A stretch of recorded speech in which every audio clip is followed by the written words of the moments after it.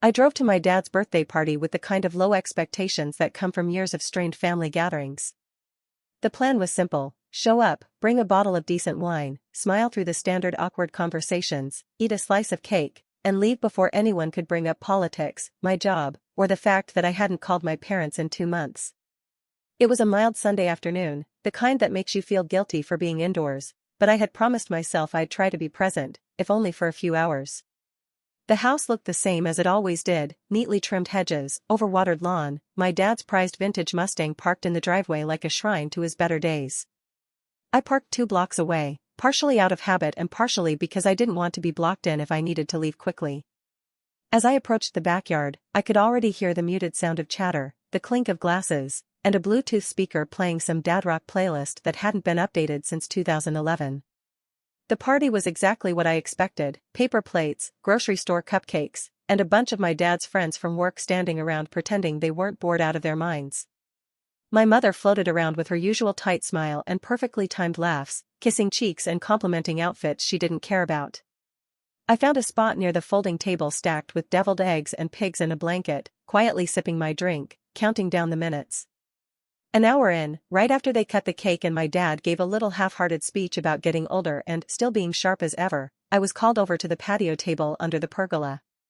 My mom waved me over, a glass of Chardonnay in one hand and that passive-aggressive smile she always wore when she was about to say something awful.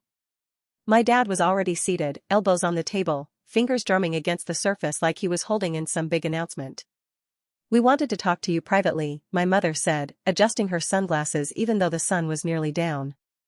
I sat across from them, already feeling the discomfort pool in my stomach like sour milk.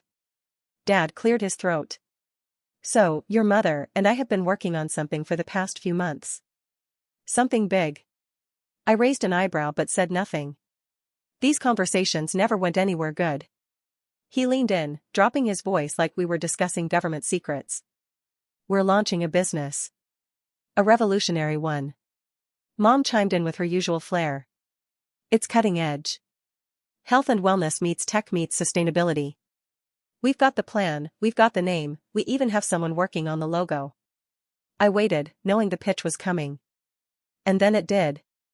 "We need capital," Dad said. 150,000. Just to get things off the ground." I blinked. I thought I misheard him. "You're asking me for $150,000? My mom nodded like it was the most reasonable thing in the world. "You've been doing well. We see your Instagram, those weddings you shoot, the brand partnerships. Don't think we don't notice." My jaw clenched. The idea that my parents, who had never shown a shred of interest or support in my photography career, were now citing my online presence as a reason to bankroll their fantasy business was almost laughable. "Almost. No," I said flatly. "I'm not giving you that money." Dad leaned back, frowning like I had just insulted him. "We're not asking for a handout. It's an investment. You'll get equity." "Still no," I repeated, louder this time. "I work hard for what I earn. I don't have that kind of money just lying around, and even if I did, I wouldn't give it to you." My mother scoffed and sipped her wine. "You've always been so selfish." I stood up, already done with the conversation. "You've always been delusional." That was when it happened. As I turned to walk away, my dad stood too. His movements were calm, almost rehearsed. He looked down at the patio chair I had just vacated, then turned his gaze to the black camera bag sitting beside it. My gear. Everything I used to make a living. My laptop, lenses, backup drives. The entire setup I brought in case I had time to edit between events. Without a word, he picked up the bag, unzipped it, pulled out my $5,000 laptop, and walked the 10 steps to the edge of the backyard where the koi pond shimmered under the string lights. I froze. My mind couldn't process what I was seeing until it was too late. He held the laptop over the water for just a second, enough for me to grasp what he was about to do, and then he let go. It hit the water with a splash that felt louder than anything I'd ever heard. The koi scattered. My heart did too. Dad turned back to me with a shrug. "Oops," he said, a smirk curling on his lips. "Just an accident." My mom was standing now too, arms crossed, her wine glass still in hand.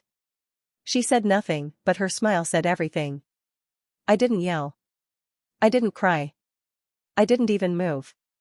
I just stared at the ripples in the pond as my laptop slowly sank beneath the surface, my livelihood disappearing in a blur of bubbles and koi. And in that moment, something in me snapped. Not loud or explosive, just a quiet, clean break. Like a string pulled too tight for too long. I said nothing. I turned, walked out of their backyard, got in my car, and drove away without saying goodbye.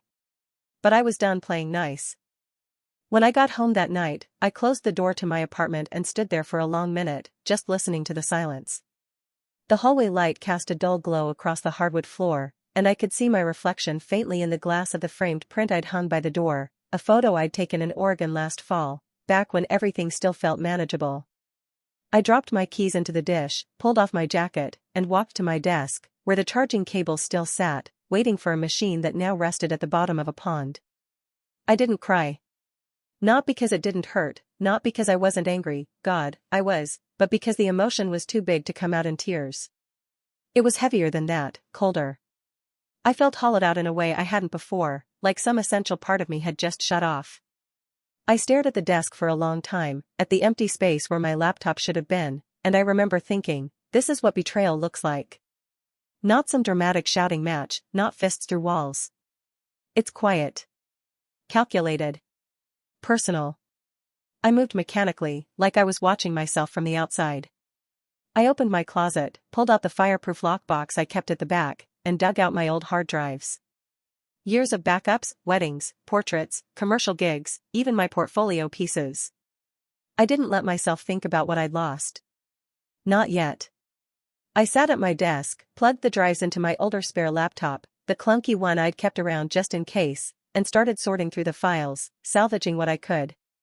Some of the more recent projects hadn't been backed up. I knew that. But right then, all I could do was focus on what I could control. Hours passed without me noticing. At some point, the sun had gone down, and the room had darkened around me. I didn't turn on the lights. I liked the dimness, it matched the way I felt. Somewhere in the distance, a neighbor's dog barked, and someone slammed a car door, but none of it reached me. My world had shrunk to the quiet hum of an old laptop and the click of the mouse as I rebuilt piece by piece what had been taken from me. But beneath the stillness, something else was starting to form. A pressure. A heat. Not rage, exactly, but something adjacent. The kind of focused clarity that comes only after someone crosses a line you didn't even know existed. My parents didn't just destroy a piece of expensive equipment, they went out of their way to humiliate me, to assert power over me in a way that was cruel and intentional. And they thought I'd take it. That I'd sulk for a few days, maybe send a passive-aggressive text, and then things would go back to normal. That's how it had always been. They pushed, I pulled away, they played victim, I caved. Cycle after cycle. But this was different. I looked around my apartment, at the evidence of a life I'd built without them. The cameras on the shelf. The photo books I'd self-published. The business cards on my desk. Every inch of this space had been earned. Not handed to me. Not supported by them. Mine. And they had waltzed in and tried to destroy it out of spite masked as entitlement. They didn't just cross the line. They erased it. I took out a notebook and a pen. I didn't usually write things down by hand, I lived behind lenses and screens, but this felt different. I needed to see the words on paper. I needed to lay it all out. Not a revenge fantasy. Not some petty tantrum. A plan. A way to take back control of the narrative they had hijacked. I wasn't going to fight fire with fire. I was going to hit them where it actually hurt. Because I had spent my whole life giving them the benefit of the doubt. Ignoring the insults disguised as jokes. Shrugging off the backhanded compliments. Telling myself they meant well. But now, there was no ambiguity. No misunderstanding. They had shown me exactly who they were. And I finally believed them. So I started writing. A list of what I had, what I needed, what they didn't know about me. Every contact, every backup, every legal angle I could think of. I wrote until my hand ached and my brain buzzed with possibility. They thought I'd fold. That I'd crawl back, say sorry, let them twist things into some version where they were the victims again. But they didn't just break my trust. They flipped a switch I didn't even know I had. And now, I was wide awake.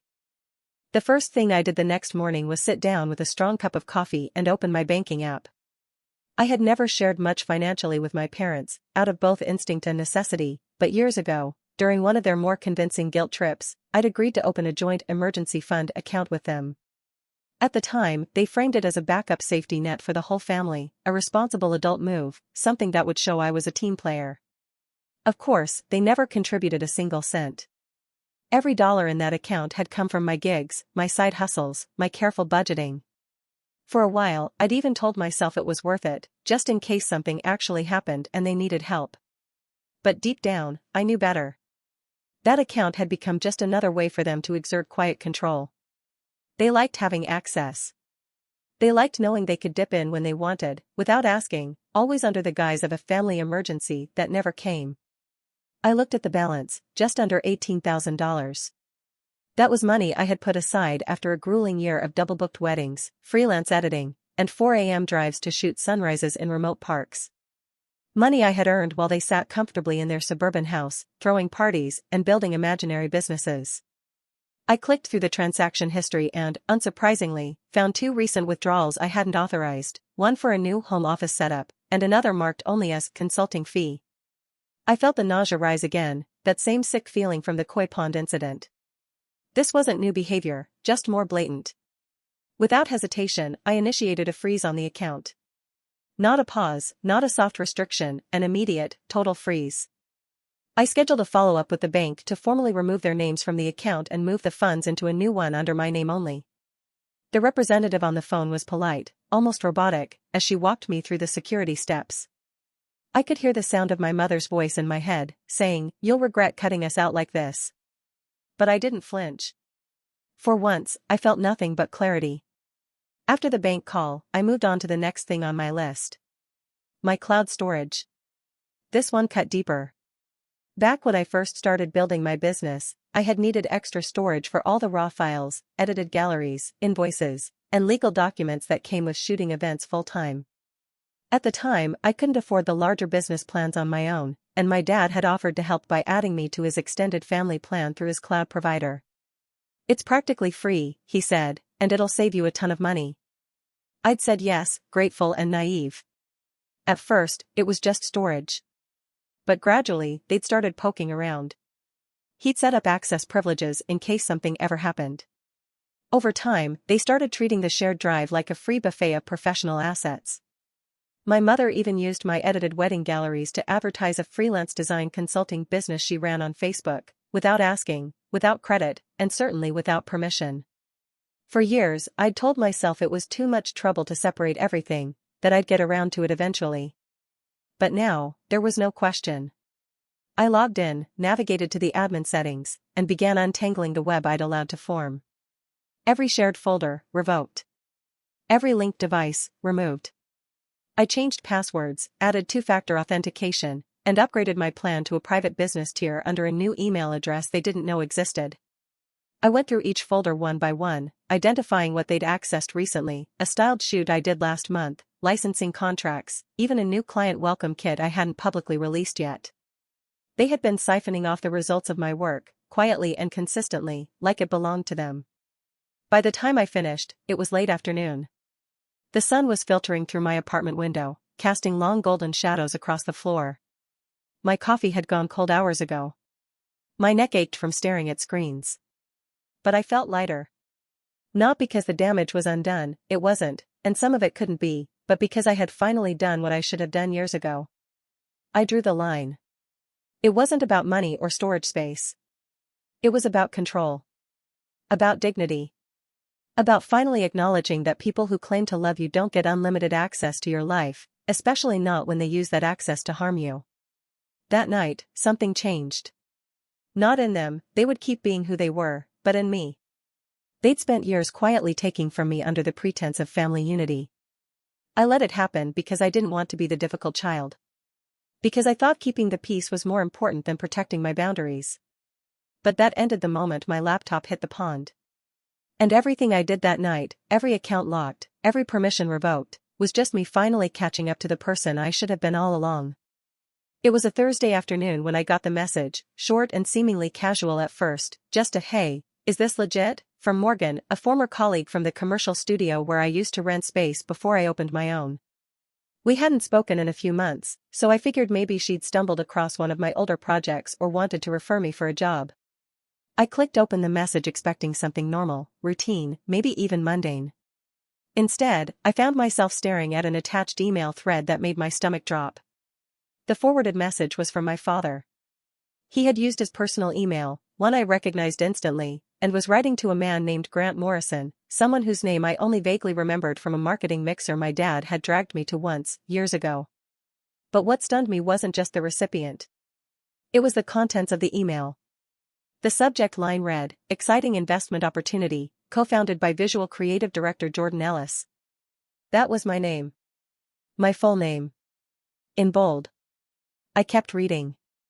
The email went on for several paragraphs, with my father describing in detail a business venture that had never existed outside his imagination. He called it a next-gen health tech fusion brand, filled the message with buzzwords like eco-integrated, wellness optimization, and holistic data-driven personalization, none of which actually meant anything. He attached a PDF labeled Business Plan V3, which included a section called Founders and Strategic Partners. There, right next to his name and my mother's, was mine, Jordan Ellis, listed as creative director, co-founder, and media lead. He hadn't just mentioned me in passing. He had built the foundation of his proposal on the illusion that I was his partner. He claimed I had designed the branding, developed the digital strategy, even shot the promotional media materials, all of which were either imaginary or repurposed without my consent. Some of the mock-ups he included in the proposal were taken directly from my past projects, cropped, stripped of watermarks, and inserted into fake app interfaces as if I had designed them for this scam of a startup. I felt dizzy. I reread the message 3 times just to make sure I wasn't misunderstanding. But there it was, in black and white, my name, my professional credibility, leveraged without permission to give weight to something that didn't exist. He had taken my work, my reputation, and built a narrative around it to convince investors to part with their money. And it was working. Morgan's note continued, "This came across my boss's desk this week.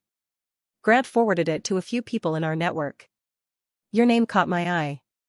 Just wanted to make sure you were actually involved before anyone got deeper." I sat motionless for a full minute, the screen glowing faintly in the dim light of my office. My heartbeat was loud in my ears, but my thoughts were sharper than they had been in days. This wasn't just another manipulation or a passive-aggressive jab. This was fraud. Plain and simple. He was presenting me as a co-founder, implying I had signed off on the business plan, using my intellectual property as if it belonged to him. And people were believing it. They were circulating his pitch. He was actively using my identity to give his scheme credibility. The betrayal settled like lead in my chest, but beneath it was something else, something hotter, more precise. I had already started to cut them off, draw lines, protect what was mine. But now I was looking at something criminal. This wasn't just toxic family dynamics. It was reputational sabotage. It was theft. And worse, it was exposure. If any of those investors did even a surface-level search of my work, my clients, or my brand, and then realized it was being used in a fraudulent pitch deck, the fallout wouldn't land on my dad. It would land on me. I opened another tab and pulled up the email address he used.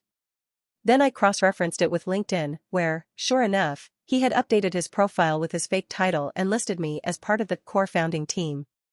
I felt a cold shiver run down my spine. This wasn't a one-off lie. He had been building this fantasy for weeks, maybe months, and I had no idea. He had been using my name in rooms I wasn't in, shaking hands and making promises backed by nothing but stolen work and empty ambition. I typed out a quick reply to Morgan, just a short, professional note thanking her and confirming that I had absolutely nothing to do with the project. I asked her to forward me any other emails or contacts that had been involved. Then I screenshot everything. The emails, the attachments, his LinkedIn profile, the PDF. I backed it all up and organized it into folders labeled with timestamps. Because now it wasn't just about boundaries or self-respect. It was about protecting my name, my work, and everything I had built from someone who saw me not as a person, but as a resource to exploit. He thought I wouldn't find out. Or worse, he thought I wouldn't do anything about it. But I had spent years building a reputation rooted in integrity, hard work, and professionalism. And I wasn't about to let someone, least of all my own father, turn it into collateral for his delusions. I hadn't originally planned to involve my extended family, but after discovering my father's fraudulent emails, it became clear that whatever web he and my mother were spinning was wider than I had thought. I knew my parents were manipulative, but I underestimated how quickly they'd mobilize the rest of the family into their narrative. It wasn't long after I locked them out of the shared accounts and froze the bank access that the calls started coming in. First, a voicemail from my aunt, Dad's older sister, her tone sweet but brittle, the way it always was when she was about to scold someone under the pretense of just checking in. Then, a few texts from my cousin Lucy, passive-aggressive but unmistakably curated to make me feel guilty without ever explicitly accusing me of anything. I didn't answer right away. I let the messages pile up. I needed time to prepare, not because I didn't know what to say, but because I wanted to be sure I had every piece of the truth lined up before I walked into the firing squad. When I finally agreed to join the weekend dinner at my aunt's house, I knew exactly what I was walking into. The moment I arrived, I could feel it in the air, the thinly veiled tension, the way conversations paused slightly when I walked past, the forced cheer in everyone's greetings. My mother's voice echoed in every side glance. Her version of events had arrived before I did, well-rehearsed and strategically told. We were barely through the appetizers before it began. My aunt, sitting at the head of the table like the family matriarch she believed herself to be, set down her wine glass and gave me a look that mixed concern with judgment. "We've all been hearing some troubling things, Jordan," she said, slow and deliberate, like she was building up to a courtroom cross-examination. "About how you're treating your parents." I stayed quiet. I wanted to see how much of the lie had made it into the bloodstream. She continued. "Your father told us everything. That you embarrassed him in front of his friends. That you stormed out of his birthday. And now you've cut them off financially?" I looked at her for a moment, trying to decide whether it was worth explaining that the so-called financial cutoff was me taking back the money I alone had earned. But before I could respond, Lucy chimed in from across the table. "And the laptop thing," she said, as she popped a piece of bread into her mouth. "Come on. It's just a laptop. You've got, like, what? 3 of them? You're seriously holding a grudge over that?" I stared at her, dumbfounded. The dismissiveness in her voice, the absolute lack of comprehension, it hit harder than I expected. It wasn't just that they didn't believe me. It was that they genuinely couldn't fathom that my parents had done something wrong. Or worse, they could, but they didn't care. They had chosen a side. And it wasn't mine. My aunt leaned in again, tone sharper this time. "You've always been a little dramatic, Jordan. I mean, even if your father made a mistake, you don't throw away family over a misunderstanding." I felt my chest tighten, but I forced myself to stay still. This was what gaslighting looked like when performed by an ensemble cast. My parents had been painting me as unstable, vindictive, ungrateful. And these people who had watched me grow up, who had supposedly supported me when I started my business, had absorbed it without question. I realized in that moment that they weren't interested in truth. They wanted convenience. They wanted peace at the dinner table, smiles in the holiday photos, family group chats without conflict. They didn't care what it cost me. So I stayed silent. Not because I didn't have the words, but because I knew they weren't ready to hear them. Nothing I could say in that room would override the version of me my parents had already sold them. The calm, measured truth would be twisted into arrogance. Anger would be framed as immaturity. Sadness would be weaponized as instability. I knew this script too well. But I didn't leave. I didn't storm out. I sat through the meal, barely eating, listening as they told stories about vacations, work stress, trivial inconveniences. My parents were conspicuously absent from the dinner but omnipresent in the conversation, mentioned just enough to keep the narrative alive. I watched as my aunt offered unsolicited career advice, as Lucy talked about her upcoming trip to Tulum, as my uncle bragged about his new grill like nothing had happened. Like my life hadn't been appended. That night, I drove home in complete silence. No music, no calls, just the hum of the engine and the occasional buzz of my phone lighting up with more messages I didn't want to read. I sat in my driveway for 15 minutes before going inside. When I finally entered my apartment, I didn't cry. I didn't scream. I opened my laptop, pulled up the folder where I'd been collecting evidence, and began digging deeper. Because while my family was busy defending my parents, excusing their behavior, minimizing the damage, I was collecting every scrap of proof I could find. Screenshots. emails, file timestamps, social media archives. I started cross-referencing names, checking where else my work or my name had been mentioned without consent. My father's fraudulent business pitch had reached more people than I initially thought, and now I had no choice but to trace every thread. They thought I was overreacting. They thought this was just about a laptop. But what they didn't understand was that this wasn't about a single moment. It was about years of manipulation, exploitation, and gaslighting finally coming to a head. I wasn't reacting, I was responding. And I wasn't going to stop until every lie was pulled into the light. By that point, the digging wasn't emotional anymore. It was methodical. I stopped looking for validation and started looking for proof, because proof doesn't care who tells the better story at family dinners. Proof doesn't get tired, doesn't forget, and doesn't soften the edges to keep the peace. I treated it like a job, because in a way, it was now part of protecting my career, my name, and my future. I went through everything. Old emails first. I searched my father's name, my full name, variations of my business name, even outdated aliases I hadn't used in years. What started as a handful of disturbing messages quickly turned into a pattern. He hadn't just emailed one or two potential investors. He had been busy. Dozens of threads popped up, some months old, some recent, all confidently written, all presenting the same lie from slightly different angles. In every version, I was positioned as the silent genius behind the scenes, the creative force who preferred to stay out of the spotlight while he handled the vision.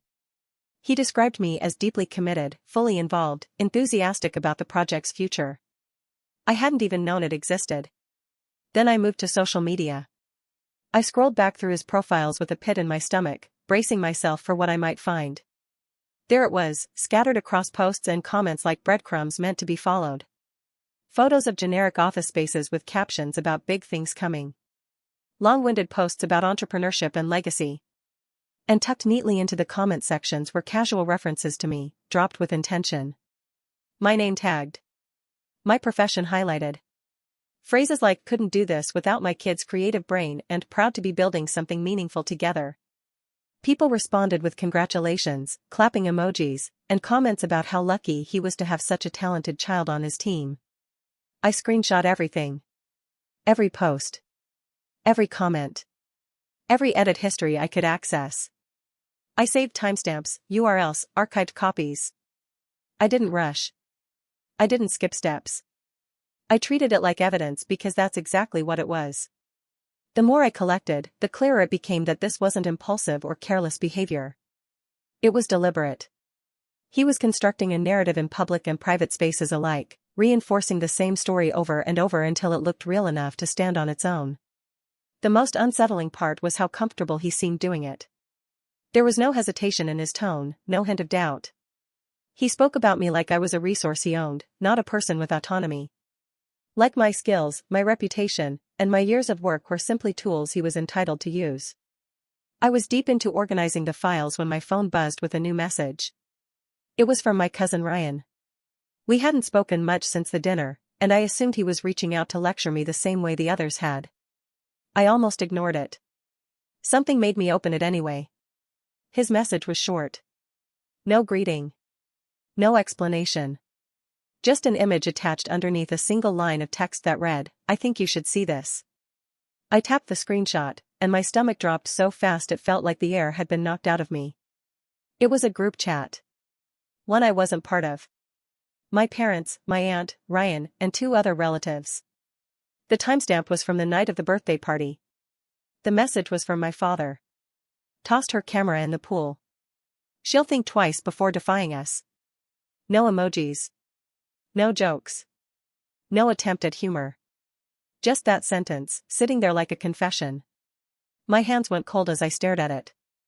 This wasn't an accident. This wasn't a moment of anger or clumsiness or a misunderstanding blown out of proportion. This was punishment. Planned, discussed, and bragged about. The koi pond hadn't been a spur-of-the-moment lapse in judgment. It had been a message. Obey, or lose what matters to you. I zoomed in on the screenshot, checking the names, the timestamps, the formatting. It was real. Ryan's next message came through seconds later, longer this time, apologetic, defensive, messy. He said he hadn't thought it was that serious at first. That everyone had laughed it off.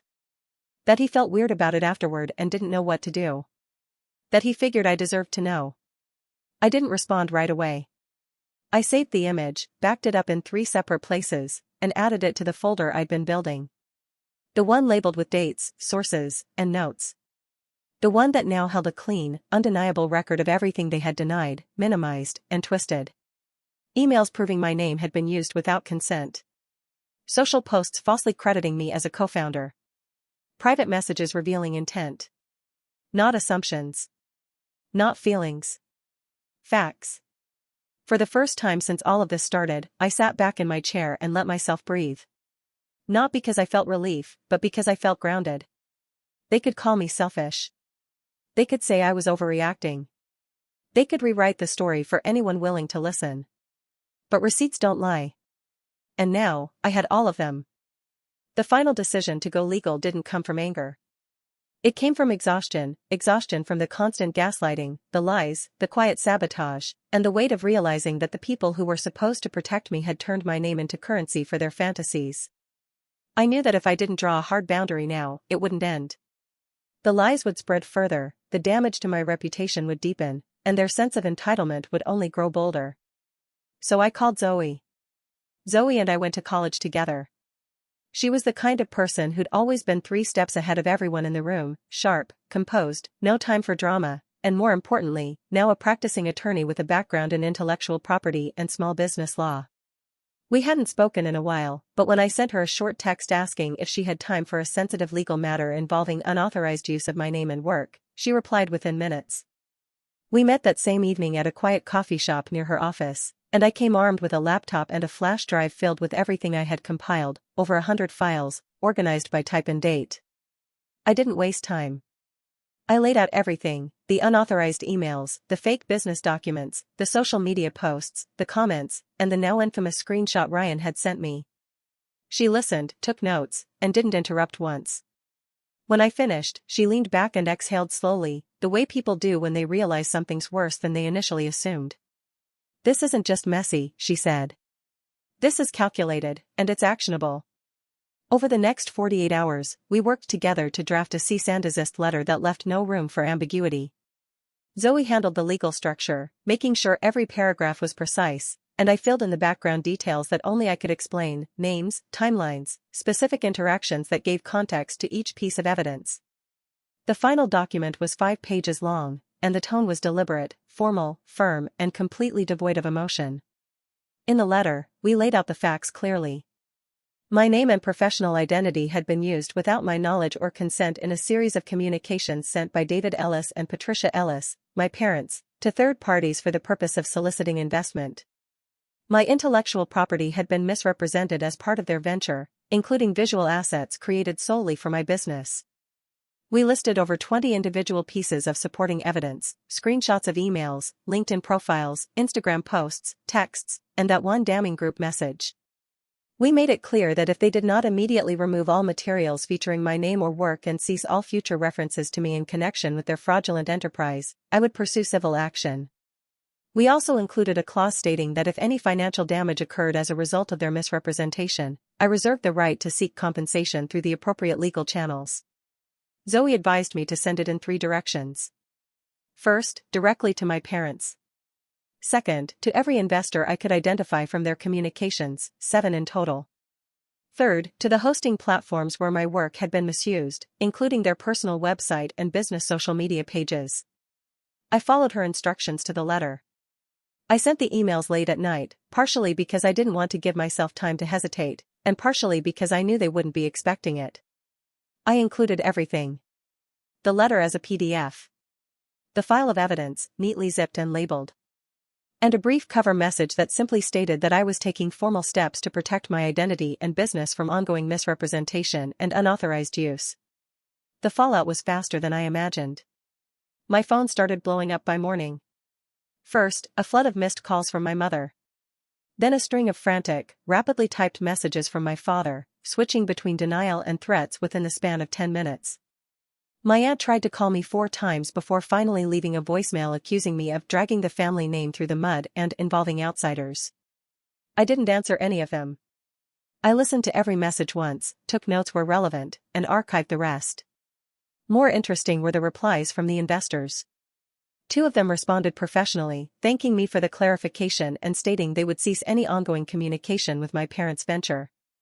One even admitted he'd been a little suspicious about how little I had appeared in pitch meetings despite being listed as a co-founder. Another wrote a short but serious message asking for Zoe's contact info, indicating he was now looking into the possibility of filing fraud charges of his own. The rest didn't reply, but within hours, my parents' fake company site was taken down. Their LinkedIn posts were deleted. My father's entire profile went dark.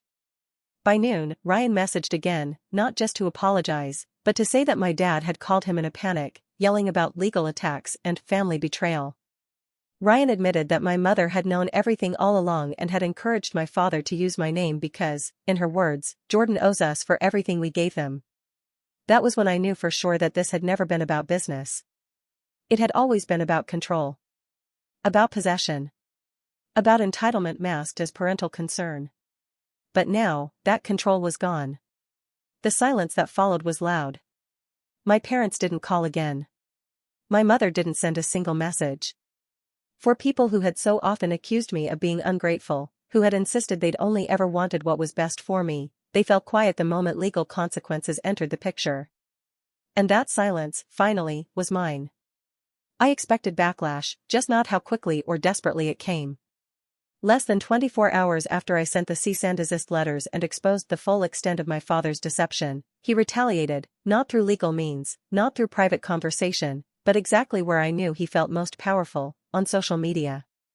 He logged into the same Facebook account where he'd once posted motivational quotes about leadership and entrepreneurship and typed out a long, vitriolic status update. It was a mess of ego and projection, full of twisted half-truths and outright lies. He opened with a carefully crafted line, "It's heartbreaking when your own child, blinded by resentment, turns against the family that raised her." Then he pivoted to paint himself as the wounded father, claiming I had launched a campaign to destroy his legacy, that I was bitter, entitled, and jealous of his success. He never mentioned my name outright, likely because he'd already received the letter, but he made it clear who he was talking about. The post ended with a dramatic declaration about moving forward without the dead weight, a final insult masked as empowerment. Within hours, the post gained traction. Not in the way he intended. People screenshotted it, shared it, and began dissecting it in comment threads. I watched it unfold in real time, anonymous users piecing together the discrepancies. Some were former clients of mine who recognized parts of the stolen work. Others were distant family acquaintances who had seen the original lies and were now seeing the sudden flip. A few were friends of friends, people in the creative industry who had caught wind of the situation through Zoe or others in her network. The tone of the conversation shifted quickly, from curiosity to concern to outright condemnation. Someone reposted the now-deleted investor pitch with my name on it, side by side with his Facebook post. Another user dug up a cached version of the fake business website, complete with the About Us page that falsely listed me as a co-founder. Then someone else found a screenshot of the group message, yes, that message, about him throwing my camera in the pond, which had apparently been forwarded far wider than I realized. It was everywhere. The receipts I had collected, carefully and quietly, had started circulating on their own. That was when the platform stepped in. First, the Facebook post was flagged multiple times for defamation.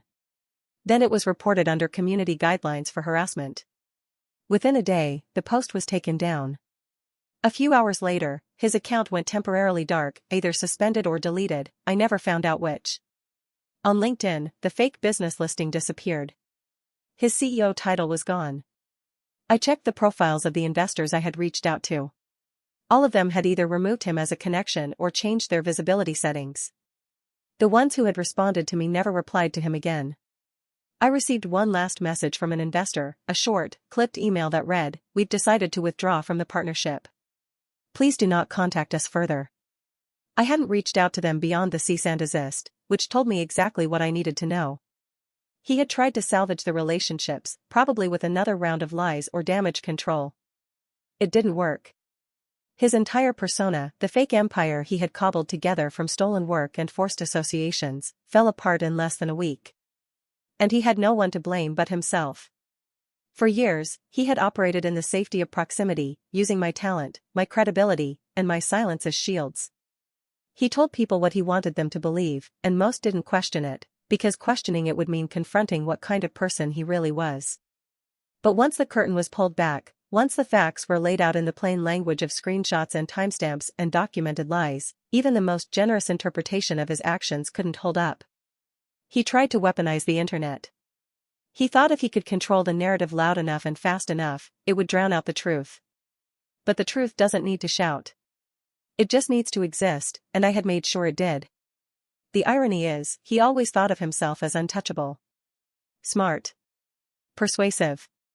A man who could talk his way through any accusation. But no amount of charm or bravado can save you when your empire is built on someone else's back and they finally stand up. And when the world saw the truth, they didn't hesitate. They didn't give him the benefit of the doubt. They didn't try to spin it. They watched it burn. He had clapped back. But the internet clapped harder. In the days that followed, I didn't have to lift a finger. Their so-called venture didn't just lose momentum, it imploded. Once the investors pulled out and the fabricated foundation was exposed, everything they had built, every inflated claim, every borrowed credit, every performative caption and fake title unraveled with humiliating speed. Without external money feeding the illusion and without my name to give it any weight, the skeleton of their project collapsed in on itself like wet paper. The website went offline first. The URL redirected to a generic error page, stripped of branding, stripped of pride. Their social media pages fell silent, no more motivational posts, no more vague teases about upcoming launches or big news on the horizon. The followers, mostly friends and former colleagues trying to be polite, slowly started unfollowing or quietly removing likes from old posts. The comments stopped. The clapping hands and fire emojis disappeared. The silence wasn't loud, it was suffocating. Word spread fast in our extended circle, and something shifted. The same family members who had, just weeks ago, sat across from me defending my parents with self-righteous certainty began to backpedal. Some ghosted entirely. Others sent half-hearted messages along the lines of "we didn't know the full story" or "I hope things calm down soon." No one offered an apology. No one asked if I was okay. But the absence of defense was, in itself, a surrender. The real turning point came late one night, 2 days after the final investor cut ties. I was sorting through the last of the digital mess, updating BIOS, ensuring no remaining affiliations with their scam could be traced back to me, when I saw a voicemail notification pop up. It was from my mother. I stared at the screen for a moment, thumb hovering over the play button. I didn't press it. I didn't want to hear her voice. I didn't want to hear the tears I knew she'd put on, the shaky performance of regret I'd sat through too many times before. The script was already burned into my memory, emotional manipulation laced with selective accountability, apologies that weren't really apologies, followed by a soft plea to reconnect as a family. I didn't need to hear it. I didn't need to give her another chance to spin a new version of the truth where she got to cry and I was expected to comfort her. I pressed delete. No hesitation. 15 minutes later, a text came in from my father. Just one line, "You think this is over? You're dead to us." I stared at it, expressionless, the way you watch a dying fire flicker its last embers. There was no shock left in me, no fear, no heartbreak. Just the dull recognition of a man losing control for the first time in his life and lashing out because he couldn't force the world back into a shape that suited him. I blocked the number. No dramatic final message, no response, no clever exit line. I wasn't interested in being part of their performance anymore. Not as the scapegoat, not as the silent enabler, not as the talented child they could prop up whenever it suited their narrative. Whatever connection we once had was severed the moment they decided their pride mattered more than my personhood. This wasn't a break. This was collapse. And I let it fall. Not with rage. Not with revenge. Just with finality. The first major shift happened quietly, without fanfare. It came in the form of an email from the photo editor of a national lifestyle magazine I had admired for years: clean branding, sharp editorial vision, and a reputation for only working with creatives who brought a distinct voice to their work. She wrote that she had been following my portfolio for a while and was impressed by how I handled difficult subjects with restraint and depth. She didn't mention the incident with my parents, though I knew there was a chance she'd heard about it. She didn't have to. Her words were focused entirely on the work I had done, not the noise surrounding it. The assignment was a $12,000 contract to produce a visual essay for their upcoming issue, an in-depth feature on women-led creative businesses in the post-pandemic economy. They wanted portraits, workspace documentation, and editorial-style storytelling through imagery. They gave me complete creative control, trusted my judgment, and offered generous timelines. I stared at the contract for a few long minutes after receiving it, not because I doubted whether I could deliver, but because it felt like the kind of moment I had been moving toward for years without realizing it. The offer didn't just represent financial gain, it was validation that my name now stood independently, cleanly, on its own merit. I signed the contract the same day and sent it back with a quiet sense of resolve. There was no celebration, no champagne. I just opened a new project folder, added it to my production calendar, and got to work. That week, I also did something I should have done long ago. I migrated my entire digital infrastructure to encrypted, zero-trust cloud services. It took 2 full days of uploading, organizing, double-verifying permissions, and mapping out redundant backups, but when it was done, I felt a weight lift. No more legacy drives with outdated access. No more shared logins. No more exposure to the casual theft I had allowed under the excuse of family. Everything, client contracts, raw files, edited galleries, tax documents, creative briefs, was now under my exclusive control. The irony wasn't lost on me that it took sabotage to make me tighten my defenses, but I no longer felt ashamed of that. As the scope of my work began to grow, I faced another reality: I couldn't keep doing everything myself. Between the administrative workload, client correspondence, production logistics, and actual photography, I was stretched thin in a way that wasn't sustainable. I put out a discreet call for an assistant, someone organized, detail-oriented, and fluent in the kind of fast-paced, no-nonsense workflows I had cultivated over the past few years.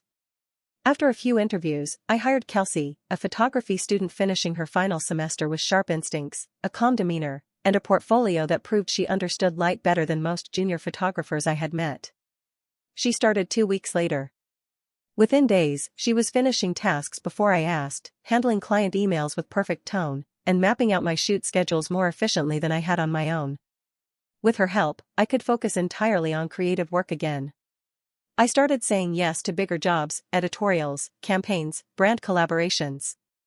Word spread fast that I was back in full force, no baggage, no chaos dragging behind me. My inbox filled with inquiries from clients who said they appreciated my professionalism, my discipline, my ability to deliver under pressure. The narrative my parents tried to write for me, that I was volatile, emotional, ungrateful, didn't stand a chance against the results I was producing. Meanwhile, word trickled in from extended family and mutual acquaintances about what was happening on their end. My parents had quietly tried to pitch a new version of their project under a different name, but no one was biting. The investors who had once entertained their emails were ghosting them completely, some even blacklisting them from future opportunities. With no funding, no credibility, and no one left to lean on, they were forced to scale back everything. My mother, who used to post filtered photos of high-end brunches and faux inspirational quotes about building empires, had disappeared from social media entirely. My father, once obsessed with appearances, sold his car. They were reportedly behind on rent, staying with a friend temporarily, refusing to talk about what happened. I didn't revel in it. I didn't need to. Their collapse wasn't my victory, it was just the echo of choices catching up to them. My own success wasn't about them anymore. It was about what I'd built after the destruction. What I had protected. What I had earned. For the first time in years, my work felt untouched by obligation. Every booking, every campaign, every shoot was mine, defined by my vision, executed on my terms, supported by a team I trusted. The silence from my parents was loud, but it didn't disturb me. It confirmed what I already knew: they had no access left. They had tried to turn my career into collateral. Tried to rebrand my life as a piece of their empire. But now, all they had were fragments. And I was building something real. Even after everything, after the lies, the fraud, the public smear attempts, the collapse of their fantasy empire, my parents still tried to claw their way back into my life. The texts were the first to return, starting weeks after the dust had settled. My mother's name popped up on my screen in that too familiar blue bubble, each message carefully written to sound composed and maternal, like we were just navigating some painful misunderstanding instead of the deliberate betrayal it had been. She wrote that she missed me. That no matter what had happened, I'd always be her child. That she still hoped we could find common ground. I didn't respond. Then came the calls. At first they came late at night, always from blocked or unfamiliar numbers. I stopped answering any number I didn't recognize. When the calls started coming during the day, I turned off voicemail entirely. There was no conversation left to have, and I wasn't interested in hearing new variations of the same excuses. I wasn't curious about what she might say. I already knew her tactics, shame laced in sadness, guilt woven into affection, half apologies wrapped in stories about how hard they had it now. I wasn't buying it. The real shift came when the letter arrived. Not an email. Not a message. A physical letter in a cream-colored envelope with my name written in my mother's handwriting, cursive and too formal, like she couldn't bring herself to write it casually. I stood in my apartment's mailroom with the envelope in my hand for several minutes, just staring at it. It felt surreal, like something out of a different life. A final move from someone who had lost access to all the digital doors and was now knocking on the last physical one. I took it upstairs, placed it on my desk, and didn't open it. It sat there for 2 days before I dropped it into the shredder. Because I knew exactly what was inside, an emotional ambush disguised as sentiment. A desperate attempt to rewrite history in ink, to immortalize their version of the story. Maybe it was full of apologies, maybe it was full of blame. Maybe both. It didn't matter. I didn't need to read it to know it wasn't written for me, it was written to preserve them. To protect their pride under the illusion of reconciliation. And I wasn't interested in reconciliation built on manipulation. Blocking them wasn't about anger. It wasn't revenge. It wasn't about punishing them or winning. It was about reclaiming space they had violated too many times without remorse. It was about choosing silence over chaos, peace over proximity. It was the decision to stop bleeding for people who never learned to stop cutting. They had always operated with the assumption that I'd come back. That I'd eventually fold under the weight of obligation. That the word family would override everything else. But family, real family, doesn't sabotage your work and weaponize your trust. Real parents don't throw your livelihood into a pond and laugh about it afterward in group chats. Real love doesn't demand silence while it rewrites your story for its own benefit. Their manipulation had a cost. Not in dollars, not in material things, but in time. In energy. In the years I spent doubting myself, shrinking my wins to make them more comfortable, carrying guilt that was never mine to bear. That was the price. And I finally decided I wasn't going to pay it anymore. So I cut the line. Fully, finally, and without ceremony. I didn't owe them an explanation. I didn't owe them access. I didn't owe them the chance to do it again. This wasn't closure handed to me by them. It was me giving it to myself. Every morning when I unlock the door to my studio, a space I built from the ground up with no favors, no family handouts, and no borrowed credibility, I feel the ground beneath me belong entirely to me. This place isn't just where I work, it's where I reclaimed everything that was taken, piece by piece, and turned it into something solid. Something that can't be shaken. The space itself isn't flashy. It's raw and minimal, with high exposed ceilings, whitewashed brick walls, and concrete floors I had sanded down myself. But every inch of it is mine. Every shelf, every table, every scuff mark earned. Along the main wall are large format prints from a gallery exhibit I curated last fall, portraits of small-town artists and craftspeople, lit in natural light, each one part of a larger story about work and dignity and self-made success. Across from that is a workstation where I've laid out my current project, a destination photography campaign for a national tourism board that flew me across 4 states in 6 weeks to document untouched landscapes from a local's perspective. The kind of job I used to dream about while editing wedding galleries at 3 in the morning on a laptop that was nearly falling apart. The kind of job my parents would have bragged about to their friends if they thought they could take credit for it. But now, there's no we. No more "we're so proud" posts from my mother. No more "our talented daughter helped with this" comments from my father. That chapter is done. I made sure of it. My cloud storage is encrypted and isolated. My business accounts are mine alone. The files I used to back up in shared folders, where my father used to snoop, copy, and repackage them into his fraudulent proposals, now live on secure servers under locked keys. Every new client signs contracts that reference intellectual property clauses I had added with my lawyer after the fallout. Every invoice is processed through systems they'll never have access to. Every single part of my business is clean. Self-contained. Bulletproof. When I look at the calendar pinned to the corkboard in my office, it's packed with shoots, editing deadlines, brand meetings, print delivery schedules, and strategy sessions with my assistant, Kelsey. She's not just competent, she's precise.